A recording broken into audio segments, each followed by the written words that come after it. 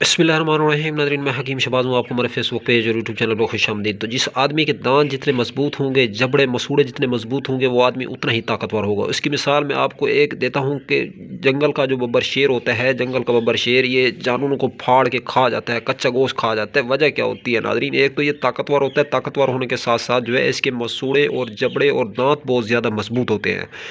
तो इस वाले से मैं आज कहना चाहूँगा कि दांत अपने मजबूत रखें, जबड़े अपने मजबूत रखें। तो आप पूछेंगे कौन सी ग़िज़ा खाएँ या ऐसा कौन सा अमल करें? दांतों की सफाई कर कर के तो मर चुके हैं हम बुर्श कर कर के, लेकिन मैदा ख़राब है तो उस हवाले से दांत गिरते जा रहे हैं, गिरते जा रहे हैं। आए दिन दांत निकलवाने पड़ते हैं। तो उस हवाले से मैं अर्ज़ करना चाहूँगा, आप दांत निकलवाएँ ना दांतों की सफाई करा के एनिमल पॉलिश उतरवाएँ। तो आप 3 चीज़ों का सहारा लें, पुदीना, अजवैन, सनमक्खी, तीनों चीज़ों का पाउडर कर लें, ग्राइंड कर लें। ग्राइंड करने के बाद जो है 1 चम्मच 1 गिलास पानी में डालें, इतना पकाएं जब 1 कप बाकी रह जाए, इसे छान के पी लें। तो दांतों के तमाम अमराज में शाफ़ी इलाज है। आप हमें दुआएं देंगे इंशाअल्लाह।